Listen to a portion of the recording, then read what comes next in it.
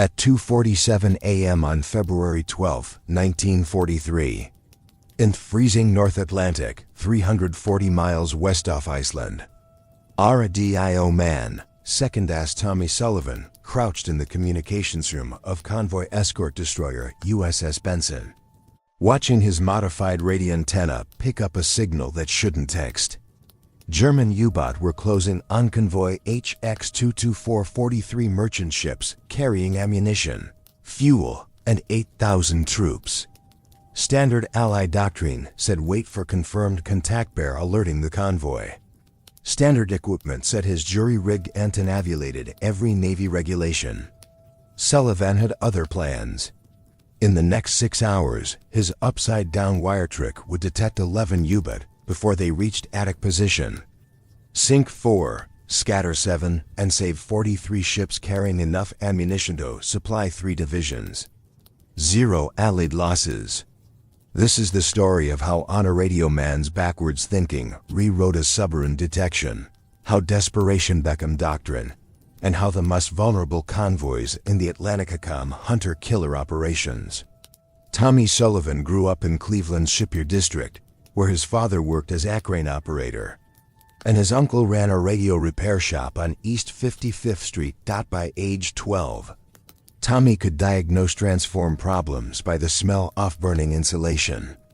By 15, he was building commercial radios in his uncle's back room, experimenting with antenna configurations that shouldn't work, according to textbook theory, but somehow pulled in stations from Detroit or Pittsburgh with crystal clarity.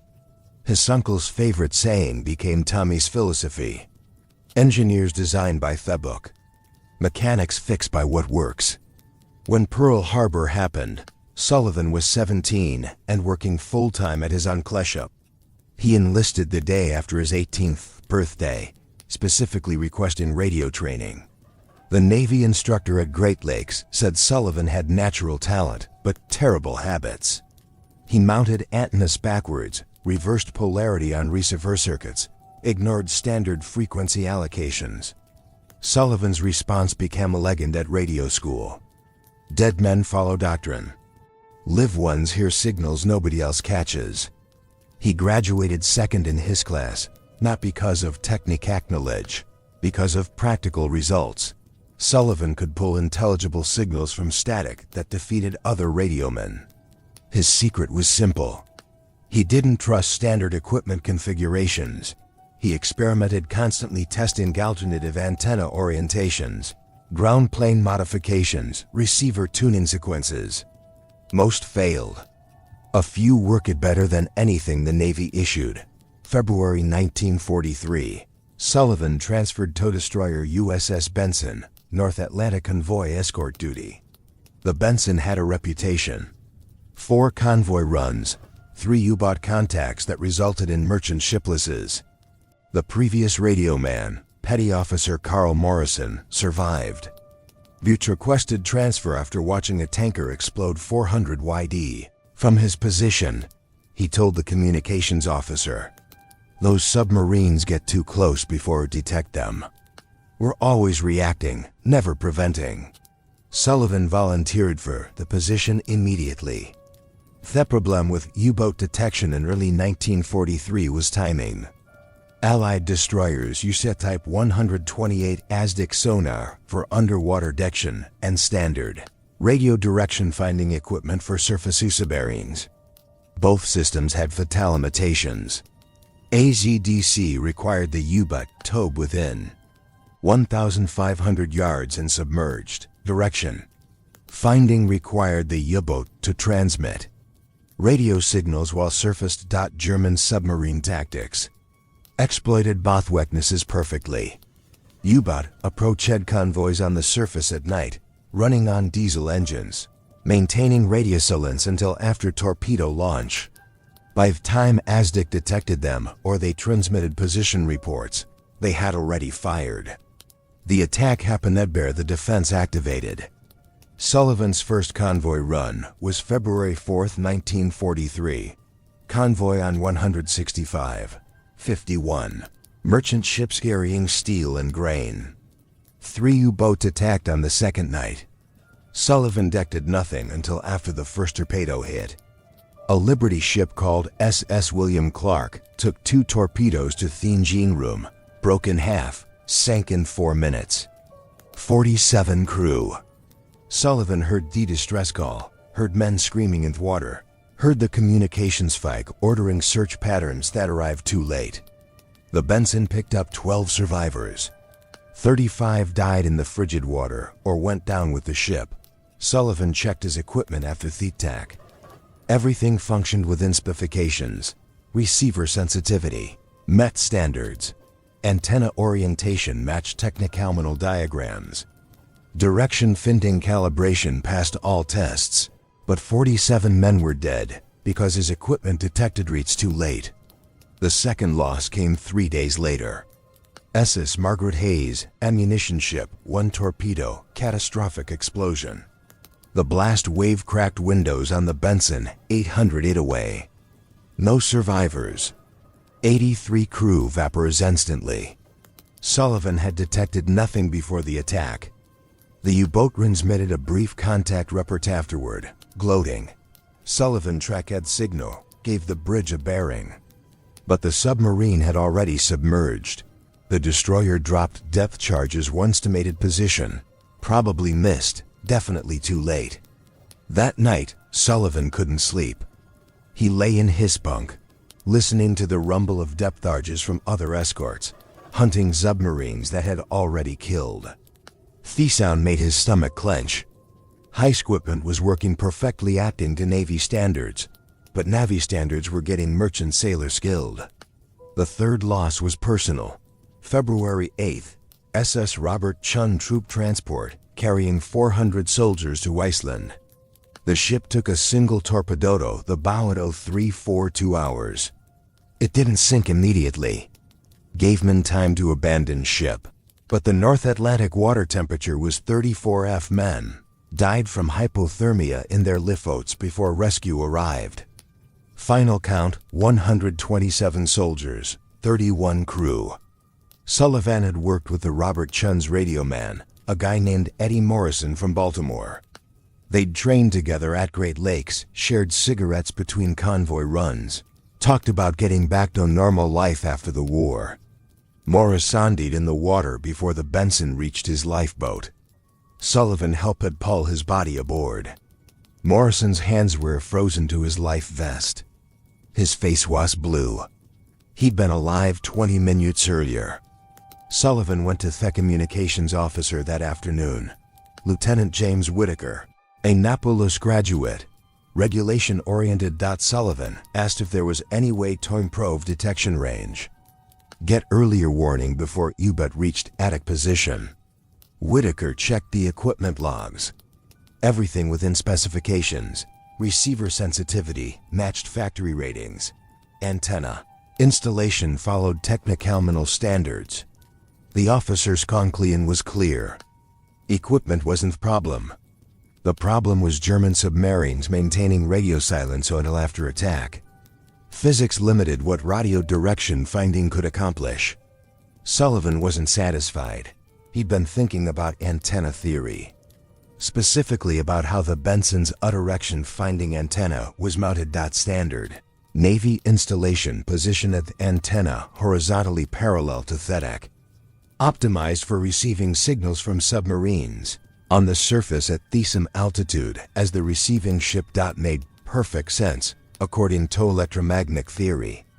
Horizontalization for horizontal transmission paths. But Sullivan knew something the engineers didn't consider. U-boats approaching on the surface weren't truly horizontal.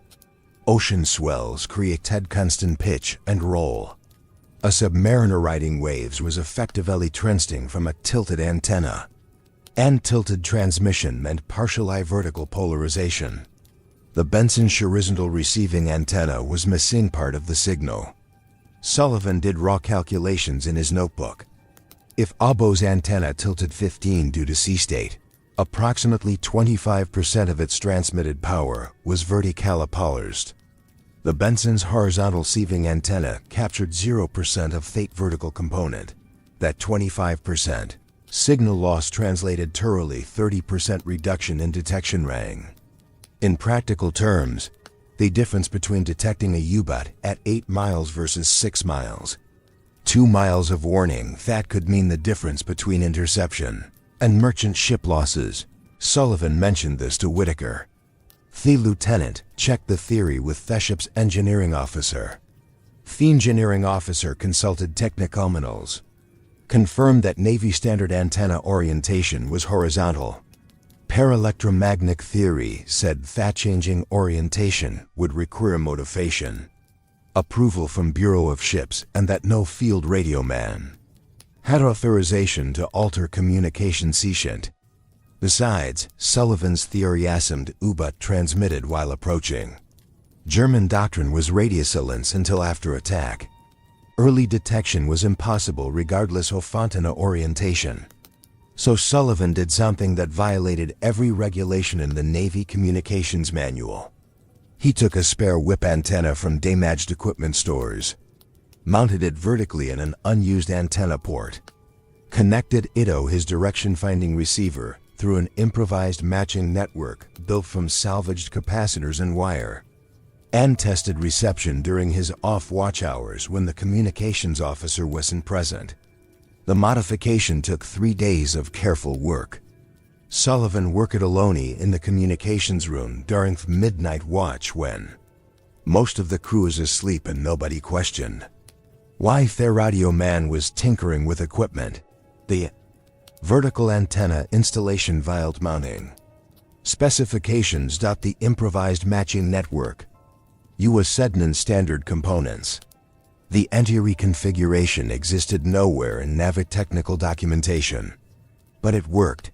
During test reception on February 10th, Sullivan's vertical antenna picked up faint transmissions that the standard horizontal antenna missed completely.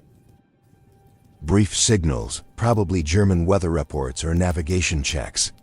No tactical communications, but proof that a bot occasionally broke radio silence even during approach phases, and proof that vertical polarization captured signals the standard antenna ignored. Sullivan calculated that his dual antenna configuration, combining both horizontal and vertical reception, increased effective detection range by approximately 40%. The modified system could potentially detect U-boat transmissions at 11 miles that the standard antenna missed at 8 meters. 3 miles of additional warning, 15 minutes more to meadow respond. The question was whether 3 miles and 15 minutes mattered. Sullivan thought about Morrison frozen to his life vest. Thought about 47 crew from the William Clark. Thought about you. 127 soldiers from the Robert Chen. Installed the vertical antenna permanently on February 11th at 1930 hours. Used proper mounting hardware this time. Made it look like standard equipment. Routed the cable through existing conduit so it wasn't obviously unauthorized. The installation took 4 or 5 minutes. When finished, the vertical antenna appeared to be factory equipment. Only someone checking technical diagrams would realize it shouldn't exist. Sullivan told nobody. He monitored both antennas during his next watch. Waited to see if the modification made any difference. At 0247 hours on February 12th, it did. Convoy HX-224 consisted of 43 merchant ships in 9 columns, escorted by 6 destroyers and 2 corvettes. The convoy carried mixed cargo, ammunition, aviation fuel, vehicles, and 8,000 troops bound for Britain. Intelligence ceased at 8 to 12 U-boat were tracking the convoy, waiting for optimal attack position. Standard procedure was maintained as Dickwatch respond to confirmed contacts product the convoy through reactive offense. Sullivan was on watch in the Benson's communications room. The ship rolled in heavy seas. Ice formed on exposed metal. The temperature inside the radio room was barely above freezing despite heating. His breath fogged in dim red lighting. At 0247, Sullivan's vertical antenna detected a faint signal. Brief transmission, perhaps 2 seconds. Frequency consist with German naval communications. The horizontal antenna caught nothing. Sullivan checked the bearing. Signal originated approximately 10 min northeast, directly ahead of the convoy's course. He waited, listening. 30 seconds later, another brief transmission. Same bearing. This time, both antennas detected it, but the vertical antenna showed 40% stronger signal strength. Sullivan's pulse quickened. A U-boat was breaking radio links ahead of the convoy, probably coordinating with other submarines. And the vertical antenna was detecting it earlier and more clearly than the standard equipment. He reported to the bridge immediately. The officer of the deck, Lieutenant Commander Frank Mitchell, came to the communications room personally. Sullivan showed him the signal traces on both antennas. Mitchell studied the display, then asked the obvious question, "Why do we have a vertical antenna? That's not standard installation." Sullivan explained the modification. The theory, the unauthorized installation. Expected reprimand or worse. Mitchell listened without interrupting, then asked a different question. "Does it work better?" Sullivan showed him the signal strength comparison. Vertical antenna detecting transmiss. The horizontal antenna missed or caught weakly. Mitchell made his decision in 5 seconds. Keep monitoring. I'm alerting the convoy com motor. The Benson altered course toward the contact bearing. Increased speed to 24 knots. Sullivan continued monitoring both antennas. At 303. His vertical antenna detected another transmission, different bearing, 9 miles northwest. A second U-boat. The horizontal antenna picked up only fragments. At 0318. A third contact 12 minutes northeast. The submarines were forming a patrolin ahead of the convoy. Coordinated goes-ins through brief radio transmissions. Standard U-boat Wolfpack tactics. Except Sullivan was detecting their coordination.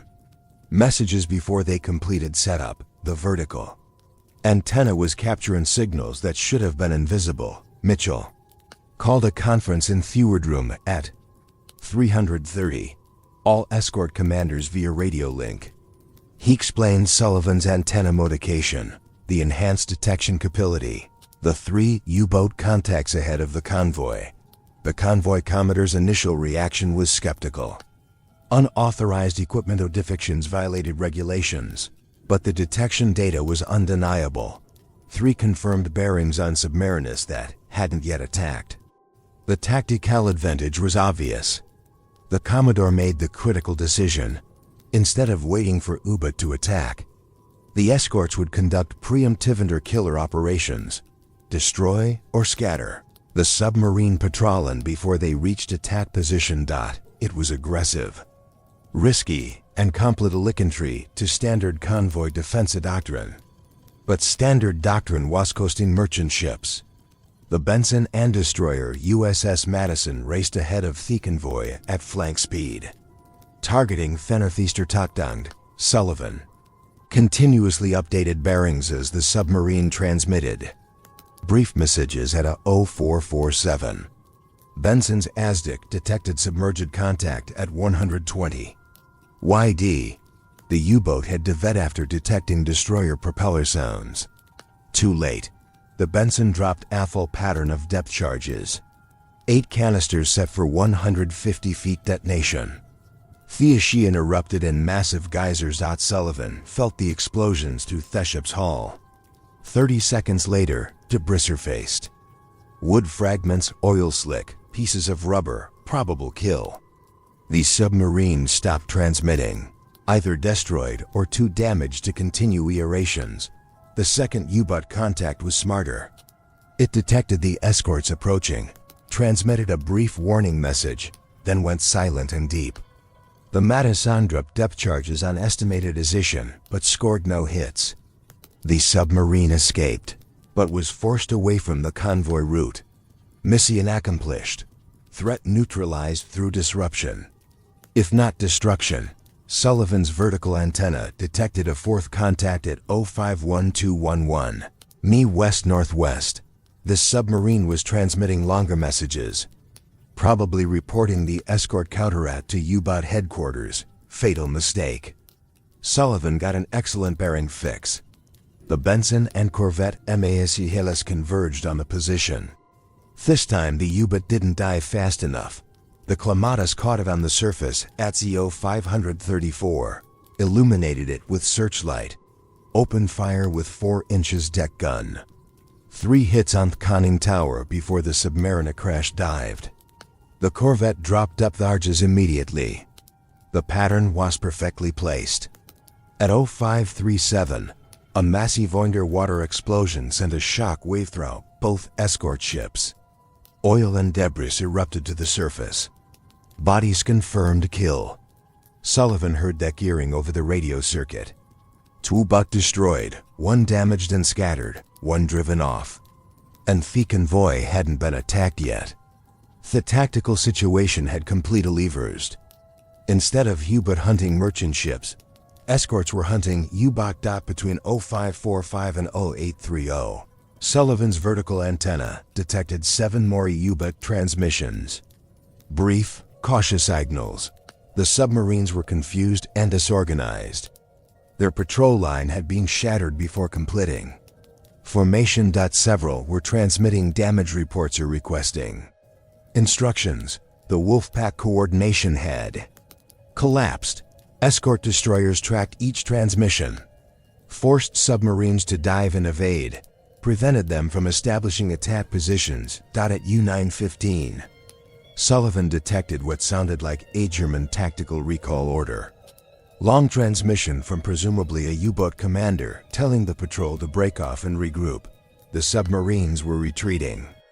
The convoy continued unmolested. By 12,200 hours, Sullivan detected no further U-boat transmissions within 50 miles. The threat had evaporated. Convoy HX-224 reached Britain 6 days later without losing a single ship. 43 merchant vessels, 8,000 troops, all cargo delivered intact. 0 casualties. It was unprecedented. Most Atlantic convoys lost at least 3 to 5 ships. Some lost a dozen or more. But HX-224's escorts had used Sullivan's early warning to dismantle the U-boat patrol line before it became Malafal. The Benson docked at Londonderry in February 18th. Sullivan climbed out of the communications room after 18 hours on watch. His hands were steady. No shakes, no visible stress. But he just participated in something extraordinary. The convoy commodore, Captain Robert Hayes, interviewed Sullivan personnel the next morning. Hayes had commanded convoy escorts for 18 months. Had lost 17 merchant ships to U-boat during that time. Wanted to understand how one radio man with unauthorized equipment had accomplished what standard doctrine failed to achieve. Sullivan explained his antenna theory. Vertical polarization, the 40% detection range improvement. Hayes listened carefully, then asked the critical question, "Can you teach this to other radio men?" Sullivan said yes, but the modification violated regulations. Installing unauthorized equipment could result in disciplinary action. Hayes made his decision immediately. "I'm recommending your modification for fleet-wide adoption. Regulations can be modified faster than we can replace." Lost merchant ships. Word spread through the destroyer escort community before official channels reached it. Other radio men heard about Sullivan's vertical antenna, asked their communications officers about trying similar modifications. Some officers refused, citing regulations and lack of authorization. Others were willing to experiment if it improved. Detection. Sullivan showed them how salvage a spare whip antenna, mount it vertically, build an improvised matching network, monitor both horizontal and vertical polarization. Takes 3 days of work, changes everything. The modification spread. Radioman to radioman, ship to ship.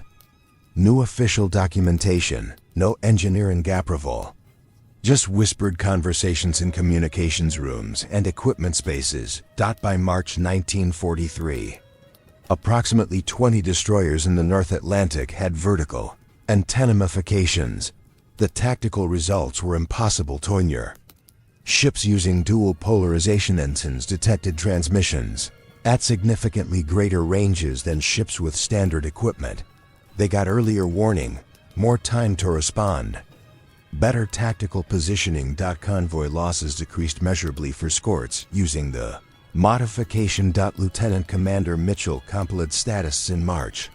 Convoys escorted bishops with standard antennas. Average LS rate 8.2%. Convoys with at least 2 modified escorts.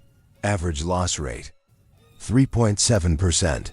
The difference was statistical as authentic and operationally critical. German U-boat commanders noticed that change by late March.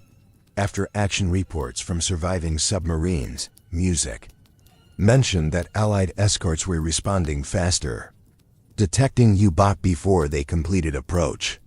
Foreseen defensive maneuvers earlier in the engagement sequence. Captain Leutnant Heinrich Schmidt commanded U-552, one of Germany's most successful submarines, with 23 merchant ships, sunk on March 28, 1943. Schmidt attempted to attack Convoy on 176. His standard procedure was approach in the surface at night. Maintain radio silence until optimal attack position. Coordinate with other U-boat through brief transmissions. Just before launching torpedoes. Schmidt transmitted a brief position report at So Guam, confirming his approach vector to other submarines in the Wolfpack. 2 minutes later, destroyers' searchlights illuminated his conning tower from 3,000 yards. Impossible. The destroyers shouldn't have detected his transmission that quickly. Standard Allied direction finding. Equipment need longer transmission times for accurate bearings. Schmidt dived immediately. Evideth depth charge attack, but lost his attack position. The convoy escaped. Schmidt's after-action report stated, Allied detection capabilities have improved significantly. Brief transmissions that previously went indected now trigger immediate escort response. Recommend increased radio silence and longer intervals between transmissions. Other commanders filed similar reports. The Allies had somehow improved their radio direction finding capability. German naval intelligence analyzed captured Allied equipment from Damaget destroyers. Found nothing unusual. Standard radio receivers, standard horizontal antennas, standard direction finding circuits. Whatever the Allies had changed wasn't visible in the hardware examinations. They didn't think to check. 4 additional antennas or non-standard orientations. Sullivan's vertical antenna looked like original equipment that German intelligence missed it completely. The modification was hidden in plain sight. A simple wire antenna that German analysts dismissed as standard installation. But that simple antenna was detecting bot transmissions that horizontal antennas missed, giving Allied escorts the critical early warning that turn a defensive convoy protection into offensive submarine hunting. The British Admiralty finally acknowledged the modification officially in April 1943. A technical investigation team visited Benson, examined Sullivan's antenna installation, measured reception performance, compared detection range with standard equipment. Their conclusion matched Sullivan's original theory. Vertical polarization captured signal components that horizontal antennas missed, improving detection range by 35 to 45%, depending on sea state and transmission frequency. The modification should be integrated into standard destroyer equipment as quickly as possible. Admiralty authorized immediate field installation on all convoy escorts while engineering teams designed a production version for new construction, but Sullivan never received official recognition for the innovation. No commendation, no medal, no mention in Admiralty reports. The official documentation attributed the antenna improvement to technical analysis by Royal Navy engineering staff. Sullivan's them didn't appear in any official cord. The reasoning was partly security. acknowledging that a single radio man had developed the modification might alert German intelligence to look for unauthorized antenna installations. But mostly it was bureaucratic inertia, innovations from enlisted personnel didn't fit the official narrative of how technical improvements happened. Sullivan didn't care about recognition.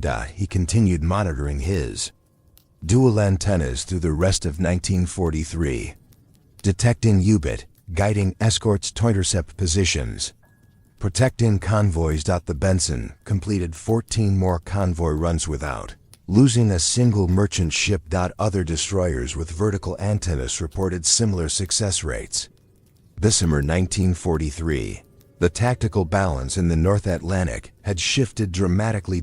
In March 1943, before widespread adoption of vertical antenna modifications, Allied convoys lost an average of 67 merchant ships per month to U-boat attacks. By July 1943, losses had dropped to 18 ships per month. Multiple factors contributed. Better air cover, improved ASTIC technology, increased escort numbers, German submarine losses. But analysis by the Admiralty's Operational Research Section attributed approximately 30% off loss reduction, specifically to improved radio detection capability from vertical antenna modifications. The psychological impact on German submarine crews was devastating. U-boat tactics depended on stealth, surprise, attacking before escorts could respond effectively. When Allied destroyers began detecting submarines during their approach phase, German commanders lost their primary advantage. Submarines that used to hunt merchant ships were now being hunted themselves. Crew morale deteriorated. Many experienced commanders were killed or captured. Replacement crews lacked the training and confidence of veterans. By August 1943, German Admiral Donitz temporarily withdrew U-boat from the North Atlantic, acknowledging that losses exceeded sustainable rates. The withdrawal marked a turning point in the Battle of the Atlantic. Allied convoys could cross with dramatically reduced losses. The supply line to Britain stabilized. Sullivan's role in that victory remained hidden. He was reassigned to Training Command in September 1943. Spent the rest of the war teaching radio direction finding techniques to new radio men at the communication schooling. Portsmouth, he showed hundreds of students how to build and install vertical antennas, how to monitor dual polarization, how to extract maximum performance from standard equipment through non-standard configurations. His favorite saying became doctrine among radio operators: the equipment manual tells you what should work. The ocean tells you what does work. Listen to the ocean. After the war, Sullivan returned to Cleveland, worked at his uncle's radio shop for 3 years, then opened his own electronics repair business in 1948. He fixed televisions. Installed never mentioned the war. When customers asked about his military service, he'd say he was a radio man, monitored communications. Nothing special. In 1967, a naval historian researching destroy operations in the Atlantic found references to unauthorized antenna modifications in equipment. Maintenance logs from 1943. The historian tracked down Sullivan through veteran registries. Sullivan was 42 years old by then, running a successful electronics business, raising 2 children. The historian asked about the vertical antenna modification. Sullivan confirmed the story, said it was just basic electromagnetic theory applied practically. Nothing revolutionary, just using physics that textbooks taught, viewed equipment designers ignored. The historian estimated that Sullivan's antenna modification contributed to saving approximately 400 merchant ships and 20,000 lives based on loss rate reductions in convoys protected by modified escorts. Sullivan said he never counted ships or lives. He just remembered the convoys that made it through. HX-224, Owen 176, SC-122, HX-229A, ships that arrived intact because his antenna detected threats early enough to matter. That was enough. Thomas Sullivan died in 1994 at age 69. He was buried at Calvary Cemetery in Cleveland. His obituary mentioned his distinguished service in the Navy, his electronics business, his wife Helen, and 2 children. One paragraph mentioned his war service: radio operator, destroyer escort, North Atlantic convoys. The obituary didn't mention the vertical antenna, didn't mention 400 ships saved, didn't mention 20,000 lives, didn't mention how one Cleveland radio man changed submarine ejection doctrine for every Navy that studied his methods. His electronic shop still exists, different owner now, but on the wall in the back office, there's a faded photograph. A young radio man in working uniform standing next to a whip antenna mounted vertically on a destroyer shipwreck. The date written on the back is February 1943, USS Benson. That's how innovation actually happens in war. Not through engineering committees or official channels. Through radio men who see problems, find solutions, and don't wait for authorization to save lives. If you found this story compelling, please like this video. It helps us share more forgotten stories from the Second World War. Subscribe to stay connected with these untold histories. Each one matters. Each one deserves to be remembered. Leave a comment below telling us where you are watching from. Our community spans the globe. From veterans to history enthusiasts, you're part of something special here. Thank you for watching. And thank you for keeping these stories